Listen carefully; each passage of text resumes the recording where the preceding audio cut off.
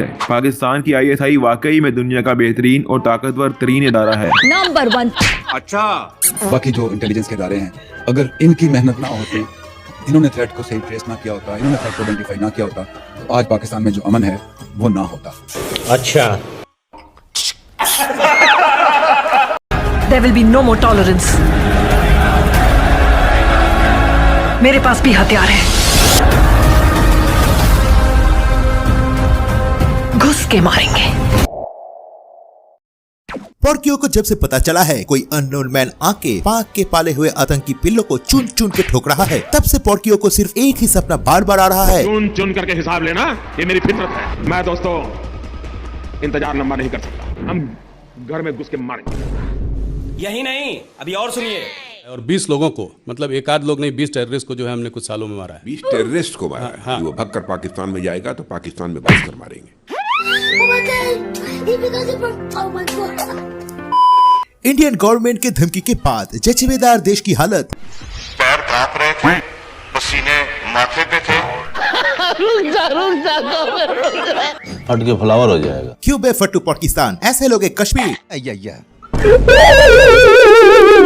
आजकल तो पाकिस्तानी भूतों से कम अननोन गनमैन से ज्यादा डरती है।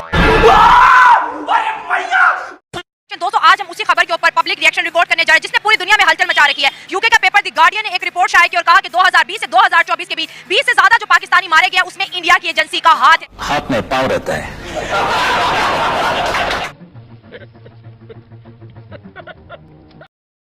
ये बहुत बड़ी खबर है। इंडिया की फॉरेन मिनिस्ट्री जो है, मिनिस्ट्री ऑफ एक्सटर्नल अफेयर ने कहा है कि नहीं, इंडिया ऐसा कभी नहीं करता और हमारी ये स्टेट पॉलिसी नहीं है, हमारा कोई ऐसा एजेंडा ही नहीं है।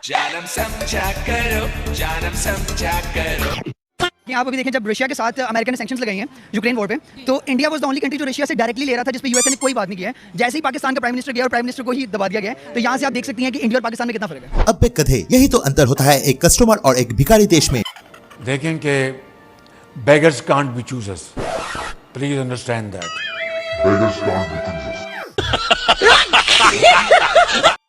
मगर पाकिस्तान में तो इन्होंने, आप कह सकते हैं कि नलका ही खोल दिया है खून का।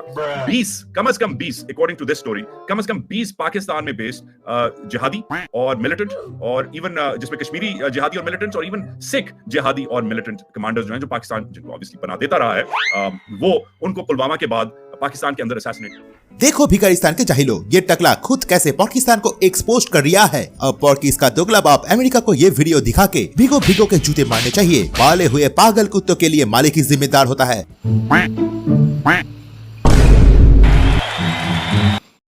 वही कहानी है जो हमने भी पहले सुनाई है कि पाकिस्तानी जिहादियों को, पाकिस्तानी फ्रीलांस असैसिन्स को, जो दुबई में फिर रहे हैं, छोटी मोटी नौकरियां कर रहे हैं, कोई अमेज़न में काम कर रहा है, ये कहानी बताता है, कोई कहीं मजदूरी कर रहा है, किसी को 10-15 लाख देके और किसी को करोड़ों देके, depending on the target, Pakistan में दीगर जो है लोगों को मरवाया गया। सबका साथ, सबका विकास।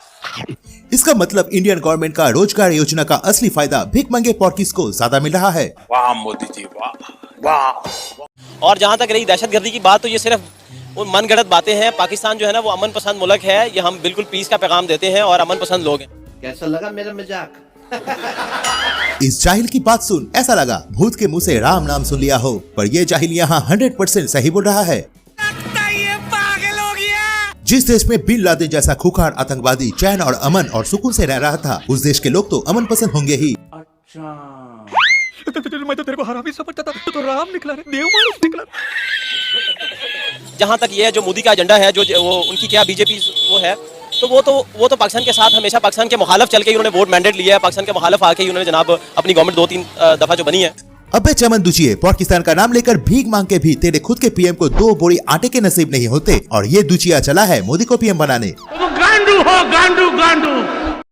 कोई मसला ही नहीं, हम इंडिया से ही अगर कोई भी मुखालिफ मुल्क है उसको हम मुंह तोड़ जवाब देंगे इंशाल्लाह। वो 100 हज़ार 2-2 लाख बंदा भी हो, हमारे 10-15 बंदे काफी हैं, हम तो बम बांधने वाले बंदे हैं।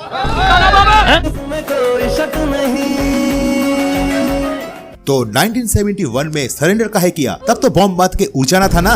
तब काहे तुम्हारे पैंट गीली हो गई थी? वैसे कसूर तुम लोगों की नहीं, इंडियन आर्मी को देख अच्छों की पैंट गीली हो जाएगी तेरी, गीली। ये नया भारत है एंड मोदी साहब अब बदल चुके हुए हैं और अब हम घर में घुस के मारेंगे। उन्होंने जो लफ्ज इस्तेमाल किया राजनाथ सिंह साहब ने, उसने कहा अगर दहशतगर्द पाकिस्तान में जाएंगे हम उनको फॉलो करेंगे और उनको हम उनकी जमीन पे जो है वो मारेंगे। So this is what Indian defence minister कह रहे हैं, अमित शाह साहब भी ये कह रहे हैं, प्राइम मिनिस्टर मोदी भी ये कह रहे हैं। पाकिस्तान की पॉलिटिकल क्लास तो साइलेंट है। भाई मेरे 20 लोगों का खाना अकेले खा लेने वाला गेंडा। पाकिस्तानी गवर्नमेंट साइलेंट इसलिए थी क्योंकि पैर कांप रहे थे, पसीने माथे पे थे।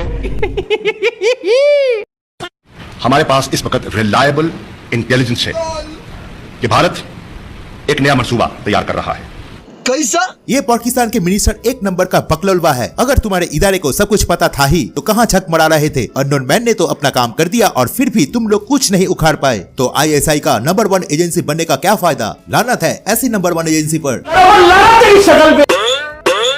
वैसे भी भीख मांगे पॉर्कियों का हालत देख कौन उनके साथ रहना पसंद करेगा। वो दिन दूर नहीं जब पीओके खुद पाकिस्तान से आजादी मांगेगा, खुद चल के हिंदुस्तान में शामिल हो जाएगा। उनको पता है तरक्की मतलब हिंदुस्तान, प्रॉस्पेरिटी मतलब हिंदुस्तान, फ्यूचर मतलब हिंदुस्तान। फिलहाल पाकिस्तान आतंकियों का इलाज इंडियन गवर्नमेंट ऐसे ही करती रहे। जब तक तोड़ेंगे नहीं तब तक छोड़ेंगे।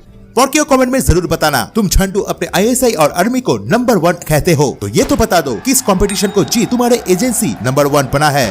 नहीं, मुझे मजाक नहीं उड़वाना अपनी चीज का, मैं नहीं बताऊंगा। अरे बाप रे, ये तो धोती खोल रहा है। दोस्तों फिलहाल इस वीडियो में पाकिस्तान की कुटाई बस इतना ही। जय हिंद, जय जवान और जय किसान। Thanks for watching.